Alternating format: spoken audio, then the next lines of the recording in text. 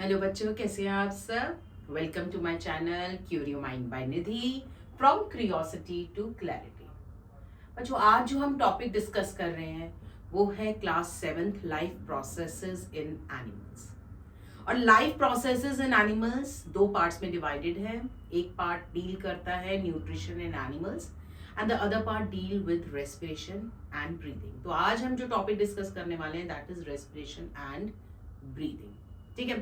तो यूजुअली बच्चों से पूछा जाता है जब कि what is the meaning of respiration and breathing, तो बच्चे यूजुअली बोलते हैं मैम रेस्पिरेशन और ब्रीदिंग एक ही तो बात है, taking in oxygen and giving out carbon dioxide, that we can call it as respiration और ब्रीदिंग ऑल्सो।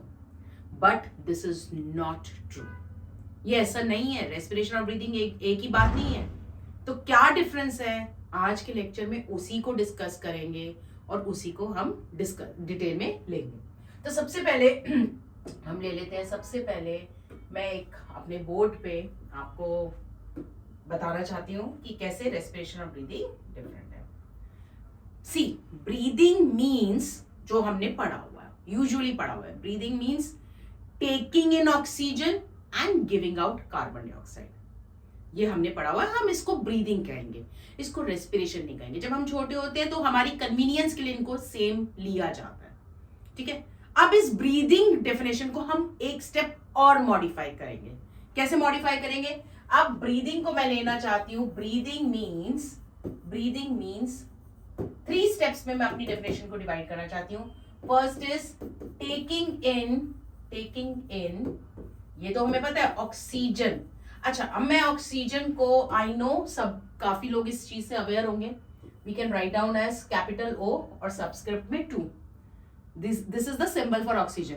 और इस बारे में मैंने detail class acid bases salt में भी ली है, सिंबल्स और फॉर्मूलाज के लिए, और फिजिकल और केमिकल चेंजेस अराउंड अस में भी लिया, तो आप उसको भी रेफर कर सकते हैं। तो breathing basically means taking in oxygen.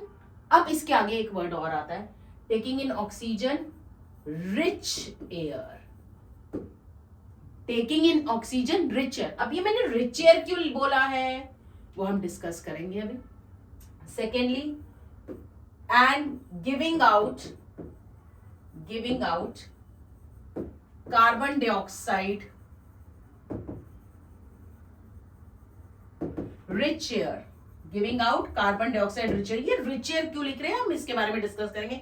And third point is how is it possible with the help of our respiratory organs। Respiratory organs मतलब जो ऑर्गन्स हमें ब्रीदिंग में, एक्सचेंज ऑफ गैसेस में हेल्प करेंगे। तो basically oxygen rich air is taken in and carbon dioxide rich air is given out. And how is this possible? Because our body has group of organs, group of body parts which are involve in this. ठीक है। Now that means breathing में 2 processes हो रहे हैं। That means breathing involve 2 processes. Breathing involve 2 processes. One is inhalation. Excuse me. Inhalation name only suggests inhalation का मतलब क्या है? एयर को अंदर लेना। और कौन सी टाइप ऑफ एयर को अंदर लेना? Oxygen rich air. And it also involves what is the other process. जब हमने एयर ली तो हमने इसको निकालना भी है। The other process is known as exhalation. Exhalation मतलब कार्बन डाइऑक्साइड रिच एयर को बाहर निकालना।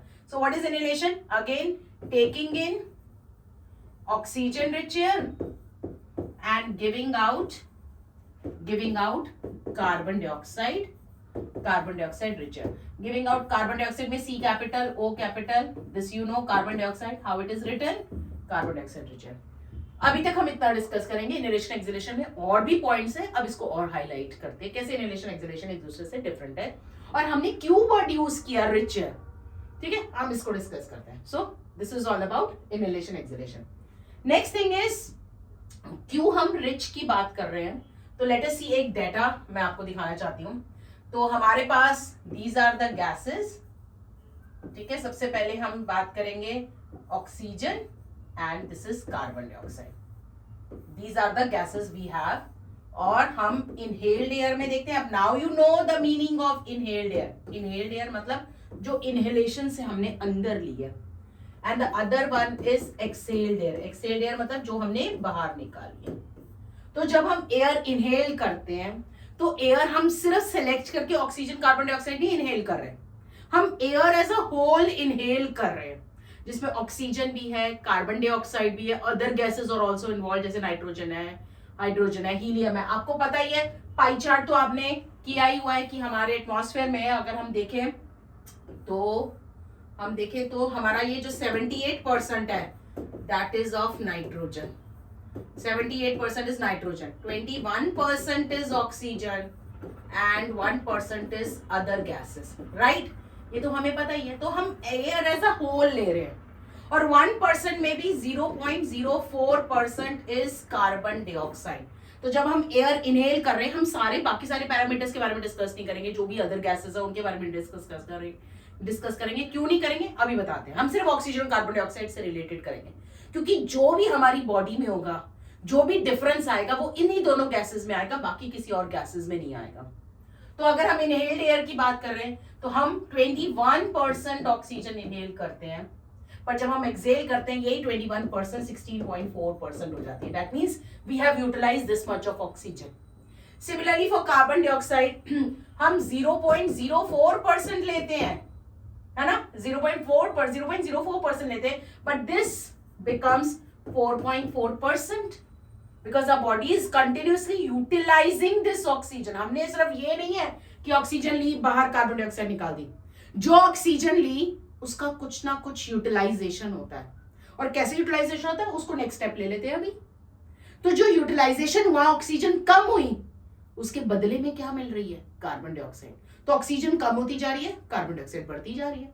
तभी हमने बोला हमने एयर एज अ होल ली, बट अगर हम अपनी अंदर बॉडी के अंदर कंपेयर करें तो हमने कैसी टाइप ऑफ एयर ली, ऐसी टाइप ऑफ एयर ली जो कि ऑक्सीजन रिच है as compare to the oxygen which is inside our body.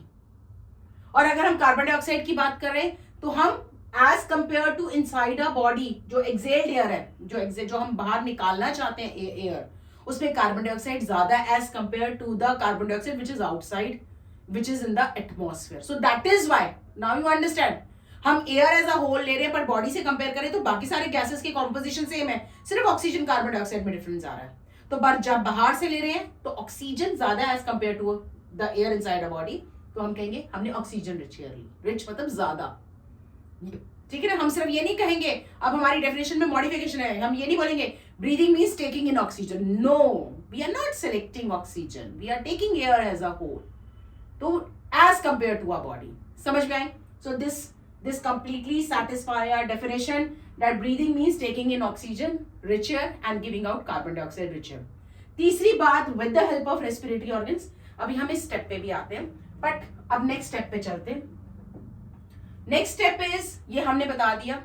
अब हम ये बताना चाहते हैं ये ऑक्सीजन जो कम हो रही है वो क्यों कम हो रही है, वो कहाँ यूटिलाइजेशन में हो रही है। तो उसके लिए हम पहले देखते हैं हमारे ब्रीदिंग ऑर्गन्स क्या क्या है जिसकी वजह से एक्सचेंज ऑफ गैसेस हो रहा है, और जब एक्सचेंज ऑफ गैसेस होता है तो उसके बाद क्या होता है। तो going back to my slide, तो मैं आपको दिखा देती हूँ हमारी बॉडी में ये सब कैसे होता है। तो लेट अस सी दैट। तो ये तो मैं आपको बता चुकी हूँ, इनहेलेशन एक्सहेलेशन, 2 प्रोसेसेस। और हमारा एक और डिफरेंस इनहेलेशन में आ गया कि ऑक्सीजन 21% होती है और कार्बन डाइऑक्साइड 0.04%, और oxygen exhalation is 16.4% and carbon dioxide is 4.4%. This is also known as, the other name of inhalation is inspiration and the other name for exhalation is exhalation. Okay. Now moving on, this is the group of organs which are involved in this gaseous exchange. जो लिखा हुआ है ना बाकी सब उस पे मत जाइए, बस अब मैं जो बोलने वाली हूँ उस पे कॉन्सेंट्रेट करिए। तो हमारी बॉडी में कुछ ग्रुप ऑफ ऑर्गन्स हैं जो गैसियस एक्सचेंज में मदद करते हैं और उनको हम कहते हैं रेस्पिरेटरी ऑर्गन्स। तो कैसे स्टार्ट होते हैं हमारे रेस्पिरेटरी ऑर्गन्स, कहाँ से शुरू होंगे, यहाँ से। ये हमारे क्या है, ये जो 2 ओपनिंग्स हैं इनको हम कहते हैं नॉस्ट्रिल्स। हमने एयर ली, नॉस्ट्रिल से अंदर गई और कहाँ गई, ये पैसेज में, ये जगह से गई। This is known as nasal passage. Nasal passage से हमारे नेक एरिया में आई, जिसको हम कहते हैं that is known as pharynx. That is known as pharynx, ठीक है। हाँ, that is known as pharynx, उसको हम क्या कहते हैं, फैरिंग्स। हाँ, तो this is known as nasal passage, then this neck area is known as pharynx. Black ले लेते हैं ताकि क्लियर विजन आ जाए। So this is known as pharynx. अब हम नेक नहीं, हम इसको क्या कहेंगे, फैरिंग्स। अब बड़े ध्यान से सुनिएगा, जब हम खाना खाते हैं, जब हम एयर को इनहेल करते हैं, तो इनहेल्ड एयर और जो खाना खा रहे हैं, जब हम खाना भी स्वेलो करते हैं तो वो भी कहाँ जाता है, सबसे पहले नेक एरिया में जाता है। एयर को इनहेल करते हैं तो वो भी कहाँ जाते हैं, यहाँ जाते हैं, जिसको हम कहते हैं फैरिंग्स। तो air and food share a common passage at pharynx. और इसके बाद दो ट्यूब्स डेवलप होती हैं। आप एक तरफ आगे की तरफ ये ट्यूब देख सकते हो, this tube is known as food pipe, तो खाना वहां गाइड हो जाता है। और एयर के लिए this tube is known as, जिसको ट्रैकिया में मेंशन किया हुआ है, this is known as wind pipe, इसको हम विंड पाइप भी कहते हैं, ठीक है। तो खाने के लिए फूड पाइप, और उसका अदर नेम भी देखेंगे, ईसोफेगस, हम जब न्यूट्रिशन एनिमल्स पढ़ेंगे। और एयर के लिए क्या है, ये पाइप को क्या कहेंगे हम, ट्रैकिया या विंड पाइप। तो nostrils, nasal passage, pharynx, wind pipe. अब ये wind pipe two tube like structure में आप देख सकते हो एंटर कर रही है लंग्स में, लंग्स में एंटर कर रही है with it is dividing into two tubes. और इन टू ट्यूब्स को हम कहते हैं, हम इन दोनों ट्यूब्स को, ये जो ट्यूब बन रही है, इसको हम कहते हैं ब्रोनकाई। क्या कहते हैं, ब्रोनकाई, BRONCHI।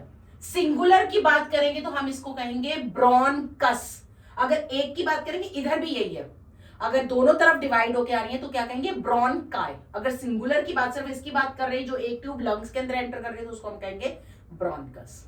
अब ये ब्रोनकस और भी छोटी छोटी ट्यूब्स में डिवाइडेड हो रही हैं, these are known as bronchioles. क्या कहते हैं इनको, ब्रोनक्यूल्स। फिर से मेरे साथ, nasal passage, sorry nostrils, nasal passage. अब हम ये इसको क्या बोलेंगे, pharynx, then wind pipe, wind pipe और trachea. Trachea divide into two tubes, क्या क्या है उनके नाम, bronchi, we are talking about two, singular is known as bronchus. Further smaller tubes में डिवाइड होगी, ब्रोनकाई से क्या बन गया, ब्रोनक्यूल्स। और हर एक ब्रोनक्यूल के नीचे छोटे छोटे छोटे छोटे खूब सारे ग्रेप्स लाइक स्ट्रक्चर है, खूब सारे 200 to 300 million grapes like structure, जिनको हम कहते हैं एल्वियोलाई। स्पेलिंग बड़े ध्यान से देखिएगा, एल्वियोलाई कहते हैं, ठीक है। और लास्ट में ये हमारी एक मस्कुलर शीट है, this muscular sheet is named as diaphragm. Diaphragm is actually responsible for separating the chest cavity. chest cavity इसमें मेरे lungs हैं, heart है, उनको separate कर रही है मेरी abdominal cavity. abdominal cavity का मतलब क्या है, जिसमें stomach है, small intestine है, large intestine है, सारे body organs जो भी हमारे internal organs हैं, जैसे small intestine, large intestine, तो वो सारे separated कैसे हो रहे हैं, इस muscular sheet से, जिसको हम diaphragm कहते हैं। और ये diaphragm plays a very important role in breathing also. कैसे प्ले करेगा ये हम एक्टिविटी के थ्रू भी देखेंगे, ठीक है। और लंग्स को प्रोटेक्ट कर रहे हैं hard structure which is known as ribs, जो आपने क्लास 6 में भी पढ़ा हुआ है। These are ribs, they are कितने कितने होते हैं, 12 in pairs, total 24 in number, so they are protecting the lungs and ribs are also involved in the breathing process. तो सबसे पहले इसको एक और रिकैप कर लेते हैं। मैं आपको एक 3D व्यू दिखाती हूँ ताकि एक हमारा रिकैप भी हो जाए और हमें एक 3D व्यू भी पता चल जाए।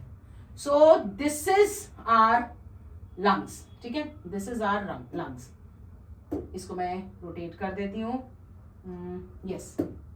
तो this is our lungs, ठीक है, this is our lungs. तो this part is indicating trachea. Let me write down again. Yes. So this is a 3D view. I will just give you the idea. तो हम एक recap से इसको discuss कर लेते हैं। Let me take the yellow, ठीक है ना, ताकि आपको क्लियर विजन हो सके। So this is known as trachea. Trachea से देखो ये दो ट्यूब्स निकल रही हैं, इनको क्या कहेंगे मेरे साथ, what are these two known as? These are known as bronchi, क्योंकि दोनों की बात कर रहे हैं। अगर सिंगुलर की बात कर रहे होते तो हम क्या बोलते हैं इसको, ब्रोनकस। अब ये जो है, ये जो जब ये एंटर कर रही है, these are known as lungs. अगर मैं ऐसे खड़ी हूं तो मेरा, हम ऐसे व्यू करेंगे ना, तो ये मेरा राइट लंग है और ये मेरा लेफ्ट लंग है ना। पर जब मैं ऐसे बना रही हूं, I am making it like this, तो ये क्या है मेरा, ये मेरा राइट लंग, जो हमें लेफ्ट दिख रहा है एक्चुअली वो क्या है, राइट, और ये क्या है मेरा लेफ्ट लंग। समझ गए? तो दीज आर टू लंग्स। तो ये क्या है हमारा राइट, ऐसे खड़ी हूं ना, सोचो तो मैं ऐसे खड़ी हूं तो मेरा ये राइट लंग, ये लेफ्ट लंग। पर जब हम प्रेजेंट कर रहे हैं तो उल्टा हो जाएगा, जो राइट है वो लेफ्ट, जो लेफ्ट है वो राइट। तो ये मेरा राइट लंग, ये मेरा लेफ्ट लंग। ठीक है।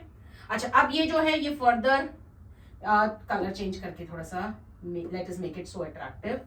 हम और इसके अंदर छोटी छोटी छोटी छोटी खूब सारी ट्यूब्स देख सकते हैं, फर्दर डिवीजन, जिसको हम क्या कहते हैं, जिनको हम क्या कह सकते हैं, again recapping with this, these are known as bronchioles.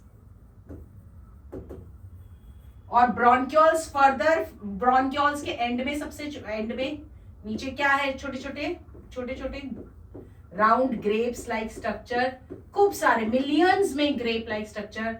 What are these known as? These are known as alveoli। तो क्लियर विजन आ गया आप लोगों को?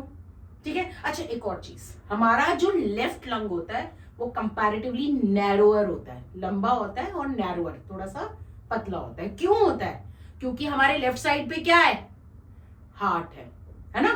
तो उसको एकोमोडेट करने के लिए हमारा लेफ्ट लंग क्या होता है, थोड़ा सा नैरो होता है। ये बात याद रखिएगा, ठीक है। तो ये थोड़ा सा कहीं भी क्वेश्चन पूछ लिया जाता है वन मार्कर, कहीं भी एमसीक्यू टाइप में, कहीं भी एक्सटर्नल एग्जामिनेशन में, तो वो that will be helpful. This muscular sheet is known as diaphragm. I hope that gives a clear view. तो क्या क्या चीज है, ठीक है ना। तो this gives a clear view of everything, you can see everything. ये देखो कैसे डिवीजन होता है। So that is why I have shown you like this. This is how the breathing organs are. ठीक है। तो now this is clear, these are the respiratory organs which are involve in the exchange of gases. अब कैसे है देखो, अब एक एक स्टेप करके। तो हमने क्या किया, हमने नॉस्ट्रल से हवा ली, जो कि चली गई कहां पर, डिवाइड हो गई ब्रोंकाई में, they have entered into the lungs, lungs further divide हो गए, ये सॉरी ब्रोंकाई फर्दर डिवाइड हो गई ब्रोंक्यूल्स में। Now there are grapes like structure which is known as alveoli. Alveoli is a plural और इसका भी सिंगुलर होता है एल्विलस। तो जो हमने एयर ली वो बेसिकली कहां जा रही है, एल्वेलॉय में। फिर वहीं से कुछ ऐसा हुआ, क्या हुआ अभी देखते हैं क्या हुआ। वहीं पर ऐसा कुछ हुआ कि यहां पर कार्बन डाइऑक्साइड रिच एयर हो गई, जिसको हमने बाहर निकाल दिया। क्या हुआ, लेट अस सी अब एल्वेलॉय के अंदर क्या हुआ। Now remember, each alveoli is surrounded by many blood vessels. खूब सारी ब्लड वेसल्स होती है हर एक एल्वेलॉय के पास। तो हम एक एल्वेलॉय का स्ट्रक्चर देखते हैं कैसा दिखता है। तो consider this, since we are talking about one alveoli, तो let us consider this alveolus एक सिंगुलर। Since it is surrounded by many blood vessels, तो हम एक ब्लड वेसल्स को कंसीडर कर लेते हैं। Let us see this is as a blood vessels. ये है स्टेप वन। जब हमने क्या किया है, हमने क्या किया है, इनहेलेशन किया है। इनहेलेशन, तो क्या हुआ, ऑक्सीजन रिच एयर आई और अल्टीमेटली कहां गई, यहां से ट्रेवल करते करते करते कहां गई, एल्वेलॉय में। अब एल्वेलॉय में क्या है, सारे एयर के कंपोनेंट्स है, बट हम सिर्फ ऑक्सीजन और कार्बन डाइऑक्साइड की बात करेंगे, क्योंकि जो होगा ऑक्सीजन कार्बन डाइऑक्साइड में होगा। उसके कॉन्टेक्स्ट में देखा जाए तो हमारे एल्वेलॉय में ऑक्सीजन ज्यादा है, तो मैंने ये एरो ऊपर की तरफ दिखाया, मतलब it is more in amount, और कार्बन डाइऑक्साइड कम है। पर हमारे जो ब्लड वेसल है, वेसल को हम ट्यूब भी कहते हैं, जो कि ब्लड लेके आ रही है, उसमें ऑक्सीजन कम है। और क्यों कम है अभी सेकंड स्टेप पे और क्लियर हो जाएगा। आप बस ये समझिए कि अंदर बॉडी में है ब्लड, तो उसमें क्योंकि ये फ्रेश है ना, तो ऑक्सीजन ज्यादा है। पर जो अंदर है उसमें क्या है, ऑक्सीजन ज्यादा, पर कार्बन डाइऑक्साइड क्या है, ये इसमें ऑक्सीजन ज्यादा कार्बन डाइऑक्साइड कम, इसमें ऑक्सीजन कम कार्बन डाइऑक्साइड क्या है हमारी ज्यादा है। थोड़ा सा पेन अलग कर देती हूँ ताकि आप लोगों को दिख जाए। It is more in amount. ठीक है। अब यहां पर क्या हो जाएगा, यहां पर एक डिफरेंट प्रोसेस हो जाएगा। उस प्रोसेस को क्या कहते हैं, एक नया वर्ड आज आप याद कर लीजिए। That process is known as diffusion. Diffusion का मतलब है, बस इतना याद रखिए, ज्यादा की चीज कम की तरफ जा रही है। कैसे, अगर मैंने सपोजिंगली परफ्यूम स्प्रे किया, तो उसके वेपर्स हर जगह स्प्रेड आउट हो रहे हैं। तो मतलब यहाँ वेपर स्प्रे किए पर उसके वेपर्स हर जगह स्प्रेड आउट हो रहे हैं। That means vapours are moving from higher amount to the lower amount, और जब तक स्प्रेड आउट होते रहेंगे जब तक इक्वलाइज ना हो जाए। मेरी बात समझ में आ रही? So this is known as diffusion. Similarly आपने पानी के अंदर इंक डाली, तो इंक क्या उसी जगह पे रह जाएगी? नहीं रह जाएगी, सारी पानी में डिस्ट्रीब्यूट हो जाएगी, इक्वली डिस्ट्रीब्यूट हो जाएगी। So this is known as diffusion. Diffusion मतलब इतना समझिए, मतलब कि जो ज्यादा की चीज है वो कम की तरफ जाएगी, तो उसको हम क्या कहेंगे? डिफ्यूजन। क्या कहेंगे? Diffusion. So diffusion means it is the very important, ये मुझे हर जगह डेफिनेशन चाहिए। इट इज द, जहां पर भी आपकी बायोलॉजी मोस्टली इन्वॉल्व है, यहाँ पर वहां पर तो ये डेफिनेशन चलती ही जाती है। It is a movement of molecules. Why we are saying molecules? क्योंकि because it can be of any type. Let us say solid, liquid, gases, कोई भी type of molecule जिसका amount भी ज्यादा है. It is a movement of molecules from higher amount. Amount को हम एक नया word भी देते हैं, concentration. पर बच्चे difficulty feel करते हैं concentration word लिखने में, तो let it be. It is a movement of molecules from higher amount to lower amount. अभी भी मेरी ये डेफिनेशन इनकम्प्लीट है। अब एक और वर्ड, ये तो एक बात हुई, higher amount to lower amount, एक बात। थ्रू एक नया word, through a fully permeable membrane. Fully permeable membrane का मतलब क्या है? जो सब चीजों को अलाउ करे मूवमेंट के लिए। मैंने कोई भी type of perfumes vapour spray किए तो हर जगह स्प्रेड आउट हो गए। मैं खाना बना रही हूं तो जो उसकी खुशबू है वो हर जगह स्प्रेड आउट होगी। अगर अगरबत्ती चढ़ी है तो उसकी हर जगह खुशबू स्प्रेड आउट होगी। ऐसा नहीं है कि एयर कहेगी नहीं मैं सिर्फ अगरबत्ती की इंसेंस स्टिक की ही जो है फ्रेग्रेंस हर जगह स्प्रेड आउट करूंगी, ऐसा नहीं है। हर टाइप ऑफ मॉलिक्यूल्स जिसका भी अमाउंट ज्यादा है गैसियस फॉर्म में, वो सब स्प्रेड आउट हो जाएगा। तो it will not select. So that is why we are saying it is a fully permeable membrane. So समझ में आई? So this is diffusion.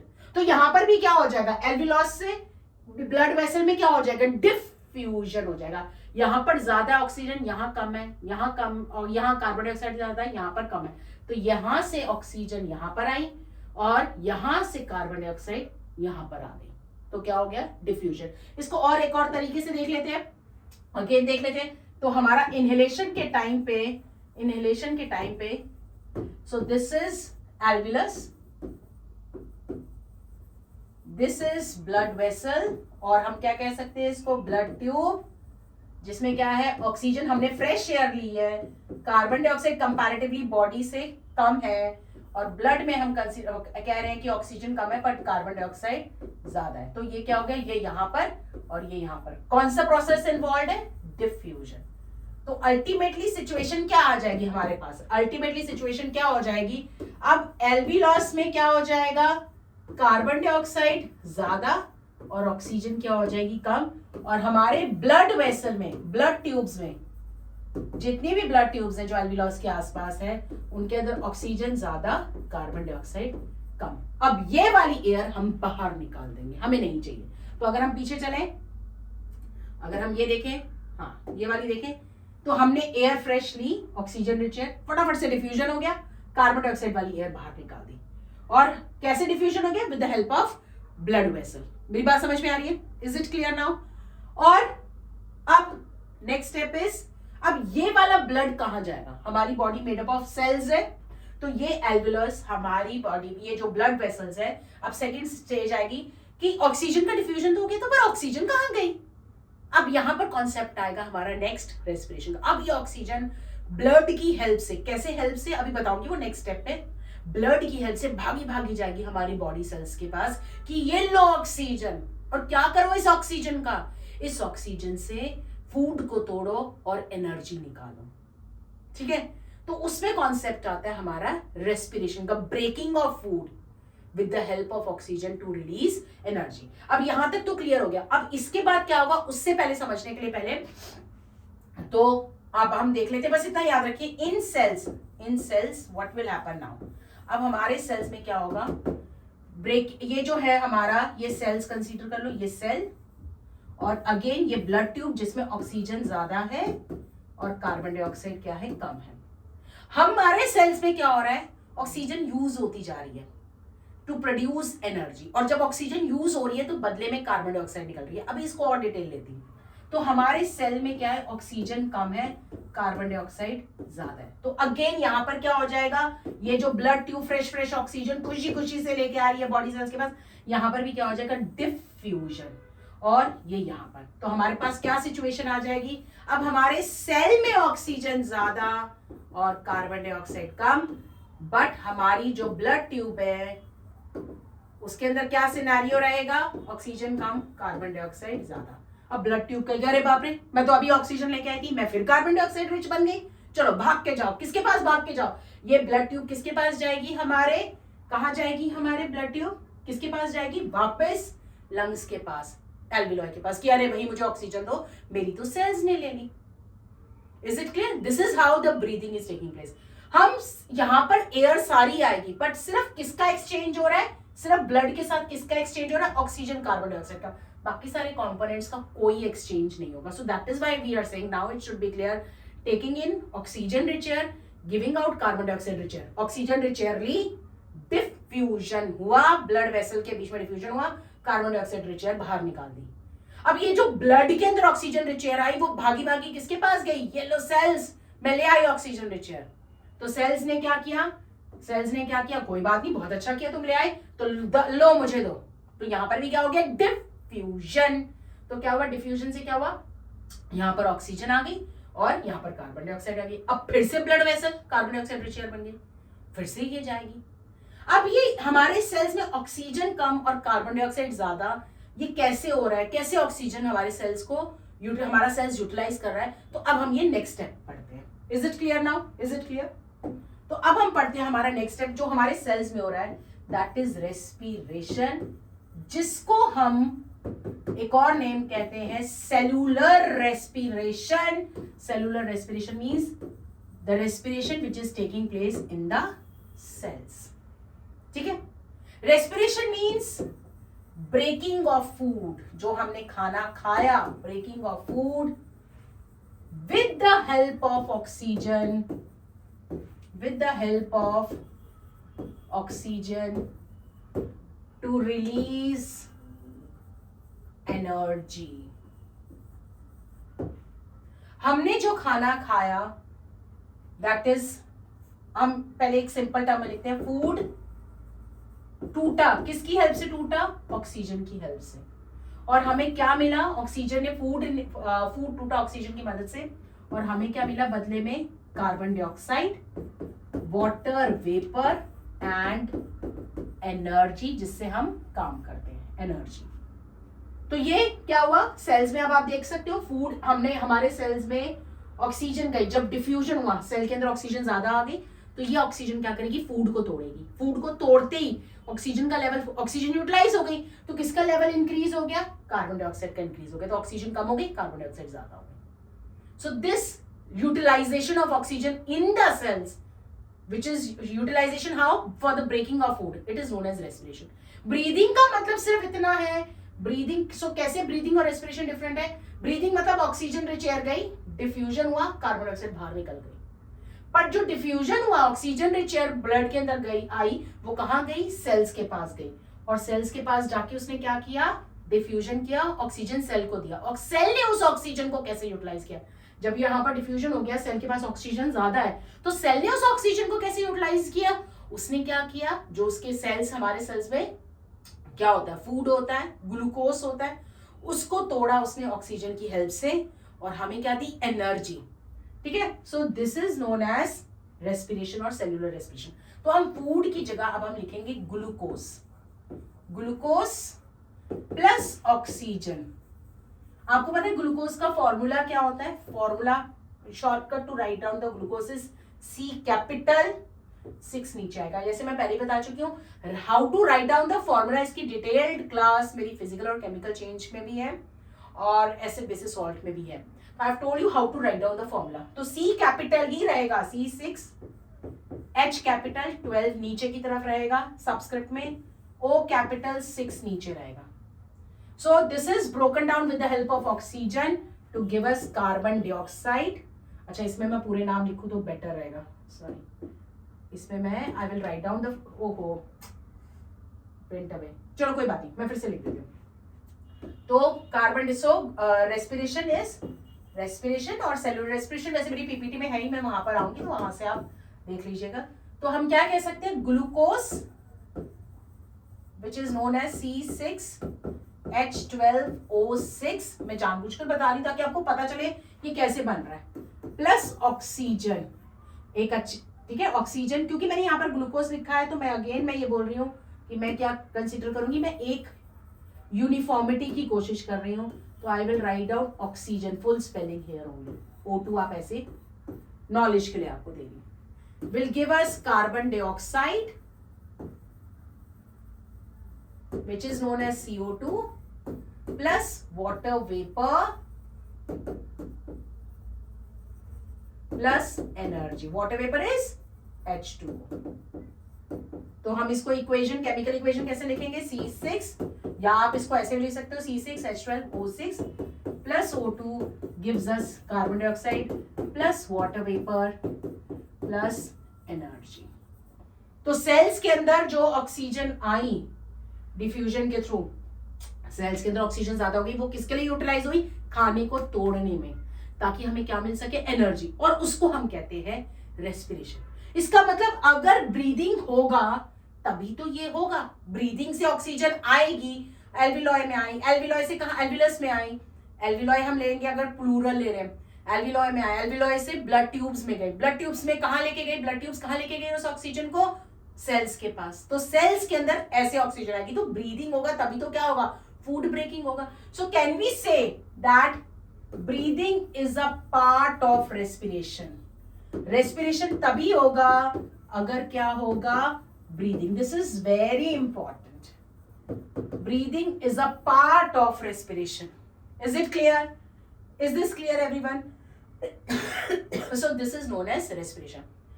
हम इसको एरोबिक रेस्पिरेशन भी कह सकते हैं, cellular respiration, as I told you, because it is taking place inside the cells of the organism. इसको हम सेल्यूलर रेस्पिरेशन भी कहते हैं.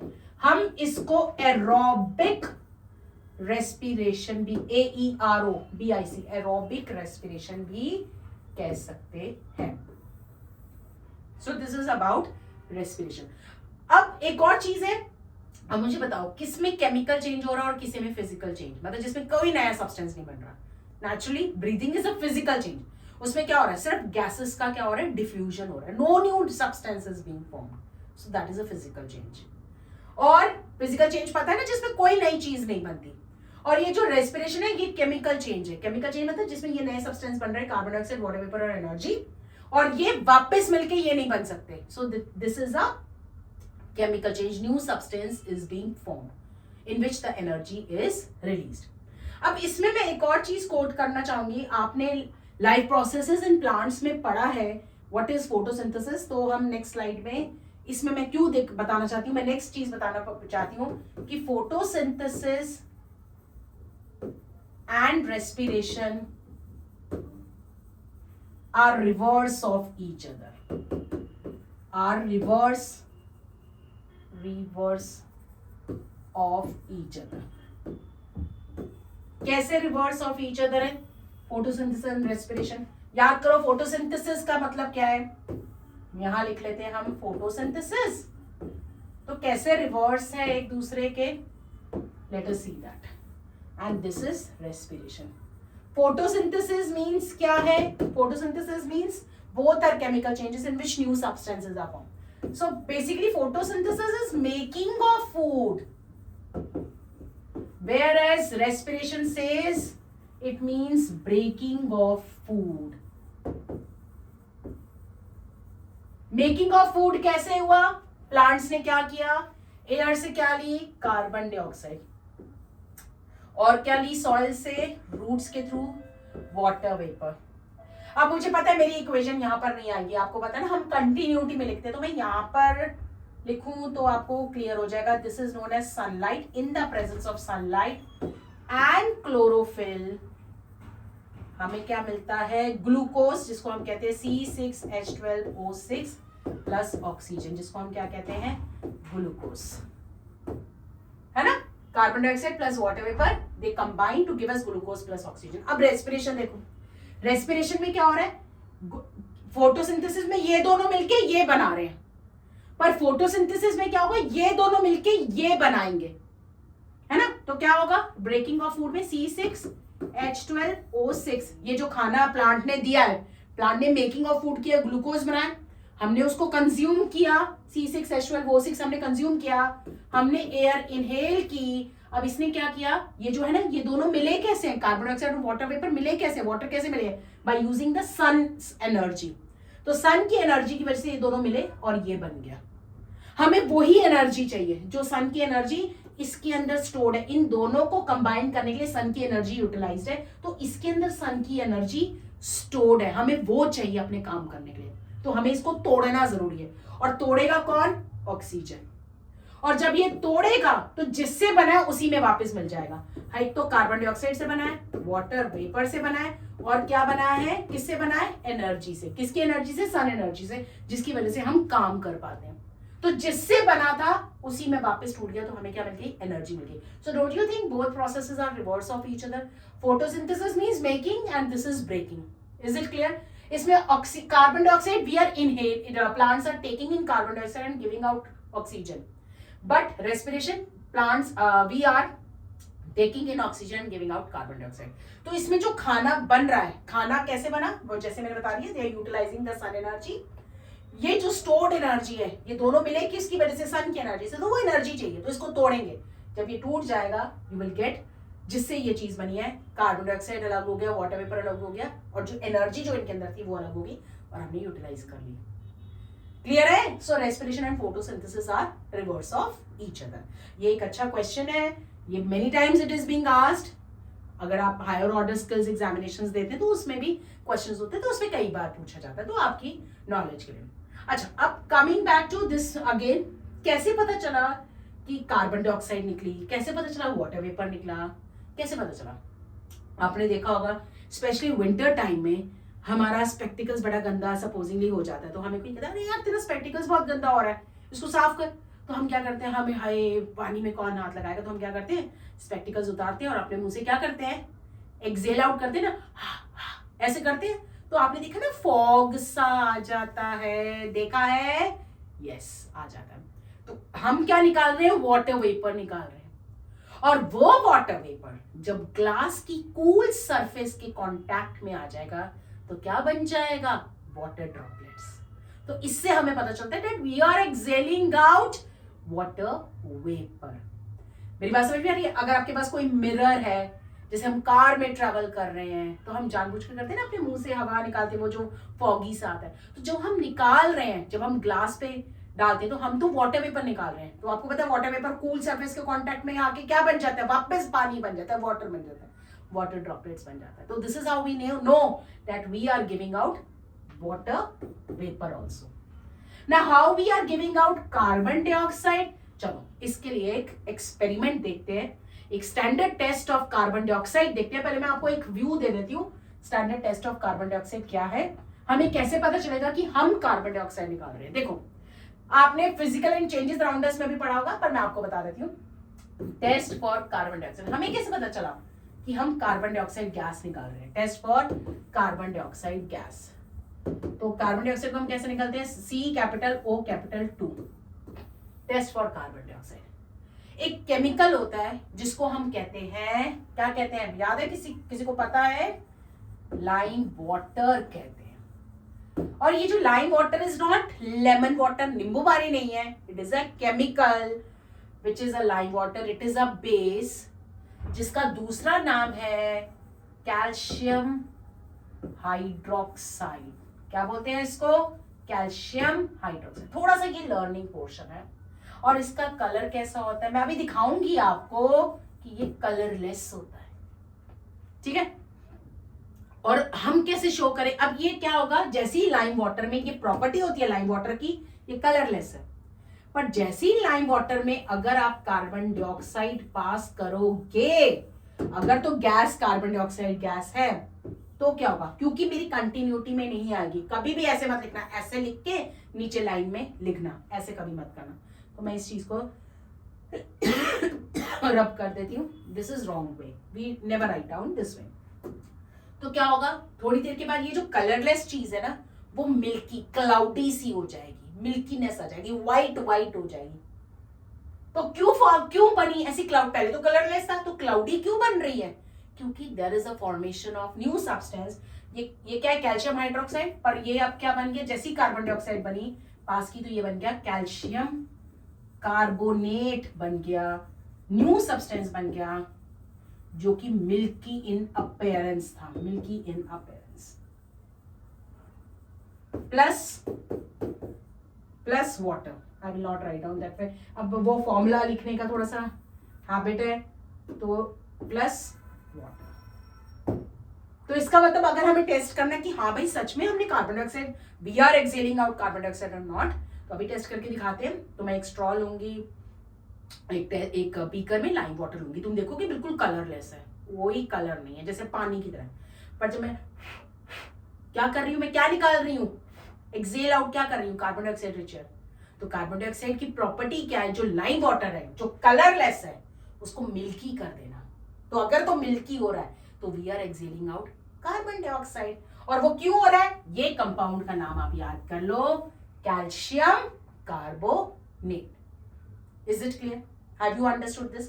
तो पूरा मैंने एक आउटलाइन दे दिया। अब हम तो चिल्ड्रन, मैंने ये एक्सपेरिमेंट रेडी किया है। I have taken 2 beakers. इस बीकर में मैंने टैप वाटर ले लिया है, ठीक है, और इस बीकर में मैं अब लाइम वाटर डालूंगी।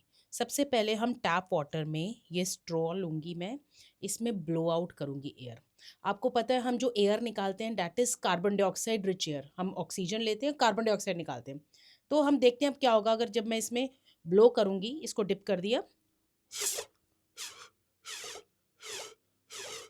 तो आप क्या देख रहे हैं, बबल्स बन रहे हैं, राइट। और इसमें कोई विजिबल चेंज नहीं है, ठीक है। अब मैं इसमें I am going to add lime water, और अब इसमें मैं सेम चीज़ करूँगी and let us see what is going to happen. अब मैं इसमें भी ब्लो करने वाली हूँ लाइम वाटर में। आप पहले लाइम वाटर का कलर देख लीजिए, क्या होता है, ये कलरलेस होता है। अब मैं ब्लो करूँगी, इट मे टेक टाइम, और देखो क्या होता है।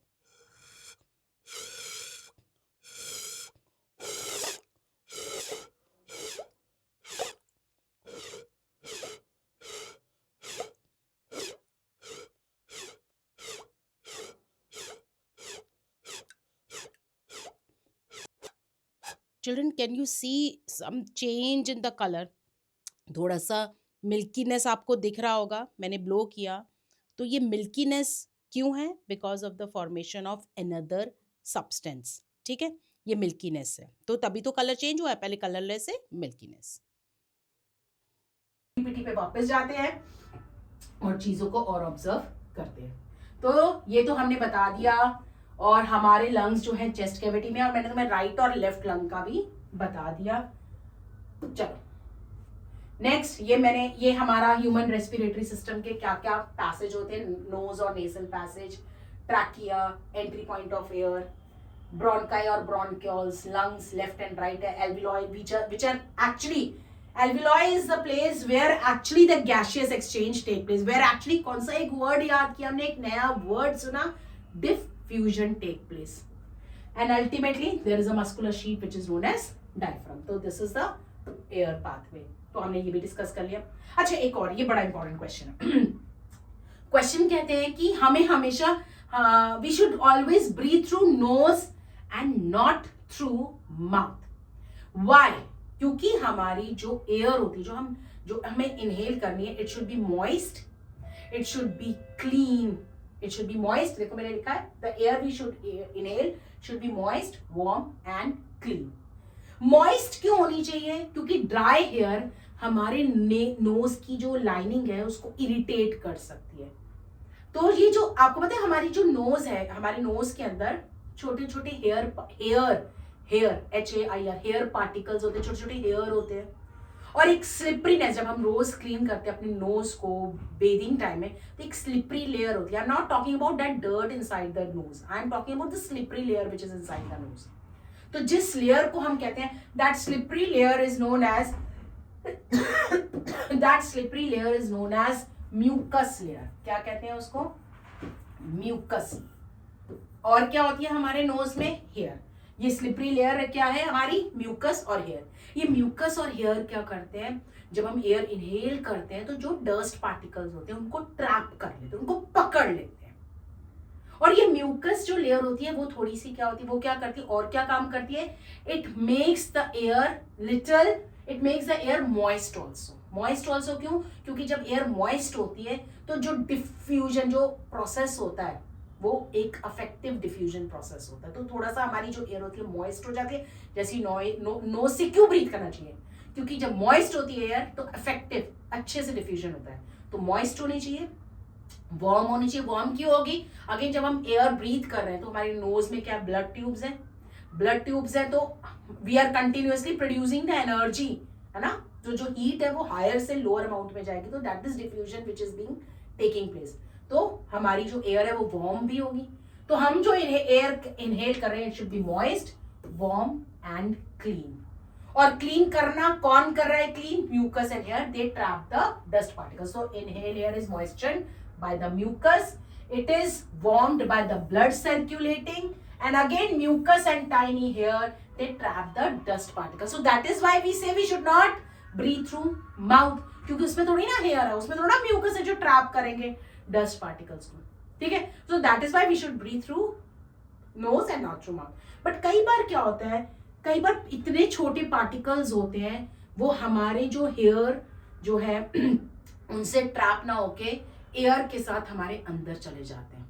जैसे कि कोविड टाइम में हुआ, पैंडेमिक टाइम में हुआ, तो सबसे इंपॉर्टेंट जो वायरस था which is known as SARS-CoV-2 virus. इसको कैसे बोलना है? देखो, सार्स को बोलना है, कोव नहीं बोलना। इसको क्या बोलेंगे? SARS-CoV-2 virus. कोवी-2 वायरस में एक चीज ध्यान देने वाली है, इसमें कोवी-2 वायरस C कैपिटल लिखा है, O स्मॉल लिखा है, मतलब CO मींस कोरोना। ये दोनों एक ही चीज को बता रहे हैं, इसलिए एक कैपिटल एक स्मॉल, कोरोना बी सेज वायरस। सो सार्स को इसको कैसे बोलेंगे? SARS-CoV-2 virus. वो इतना स्मॉल था, it enters along with the air into the respiratory system and it cause many serious problems in many of the people. So they enter our body. समझ में आ रही है? So even though we were inhaling from the nose, but they enter because they are sometimes, some particles are very small and they happen to enter with our air only. So this virus which is responsible for such a pandemic was very small and that was SARS. क्या बोलेंगे इसको? CoV-2 virus. Is it clear? So we should breathe through nose and not through mouth. That is why our parents insist. इसलिए कहते हैं कि parents की बात सुननी चाहिए, ठीक है? चलो नेक्स्ट इज, हाँ, हमें एक ये आपकी एनसीईआरटी कोट करती है, हमें साइंस चीजें बताती है और हमारी सोसाइटी उसको अपनी डेली लाइफ में इसको यूटिलाइज भी करती है ताकि हमारी और हेल्दी लाइफ हो सके। जैसे कि प्राणायाम हमें करना चाहिए। प्राणायाम आपको पता ही है, ये this technique we are all aware, nose एक क्लोज करके you have to take in air and then you close that you other nose and take out the air from the other side, that is a pranayama. और this is very important technique, हमारे lungs के लिए बहुत important है, हमारी concentration level के लिए बहुत इंपॉर्टेंट है। So we should try. ऐसा नहीं है कि सिर्फ बुक में दे दिया, ये एक्स्ट्रा पैसेज की तरह दे दिया तो इसको हम ऐसे ही छोड़ सकते, नहीं। हमारे कहने का मतलब ये है, एनसीईआरटी के कहने का मतलब ये है कि देखो साइंस ने कुछ चीजें दी हैं, हमें एक नॉलेज दी, उसको यूटिलाइज करना है हमारी सोसाइटी के लिए। तो कैसे हम अगर प्राणायाम करेंगे but in a right way, ऐसा नहीं कैसे भी शुरू हो जाए, कैसे भी बैठ जाए, और there is a technique, there is a way of doing it. So we should always learn that technique and then do this pranayam. Then there is a Tummo breathing practices जो तिब्बत साइड में होती थी, वहां पर बहुत ठंड होती थी, तो ये एक पर्टिकुलर एक बहुत ही सिस्टमैटिक टेक्निक है, इसके स्टेप्स होते हैं। तो इसमें बेसिकली आप मैं तो ऐसे ही बता रही हूँ but you have to follow the special protocol, special steps for that. तो ऐसे ही मत करने बैठ जाइएगा, ठीक है ना? तो ये बता रहे हैं कि जैसे कि हम नोज से इनहेल करते थे टुमो टेक्निक में, फर्स्ट स्टेप क्या होता था? नोज से इनहेल करते हैं तो हमारा स्टमक, जैसे हमारा जो है स्टमक थोड़ा सा बाहर, हमारे चेस्ट ऐसे बाहर, तो पूरा अच्छे से इनहेल करना है और फिर इसको मुंह से एक्सेल आउट करना है। और एक्सेल आउट करते हुए भी आपको अपनी एयर नेवल पे रोकनी है। So there is a technique. और जब हम इनहेल कर रहे हैं तो हमें इमेजिन करना है कि हमारे नेवल के पास एक लैंप जल रहा है, और जब हम एक्सेल आउट कर रहे हैं तो इमेजिन करना है वो जो लैंप की हीट है हमारी बॉडी में स्प्रेड आउट हो रही है। तो दिस इज हाउ जो हमारे बड़े बड़े सेंट्स हैं, जो हम कहते हैं ना हिमालय में पूजा कर पाए, they are doing the meditations and all that, उनको ठंड नहीं लगती because they are following some breathing practices. So this is how tummo breathing practices being observed. तो थोड़ा सा आप देख सकते हो डीप ब्रीथ, तो थोड़ा सा इसमें फॉगी इफेक्ट दिख रहा है कि they have become, their body has become so warm, and this technique keeps our lungs also healthy. ठीक है, अब नेक्स्ट ब्रीदिंग रेट हम डिस्कस कर लेते हैं। What is breathing rate? Breathing rate means the number of times person breathe in a minute. ठीक है, अब हम इस पे आते हैं और मैं एक इसमें ना कॉन्सेप्ट कवर कर लूंगी, तो हम उस पे चलते हैं। सो what is breathing rate? Late us see that. Breathing का मतलब, तुम्हारे हिसाब से ब्रीदिंग का मतलब क्या है? ब्रीदिंग का मतलब क्या होगा? बताओ, सोचो। ब्रीदिंग मतलब क्या है कि बस ये ब्रीदिंग होगी? नहीं। What is breathing?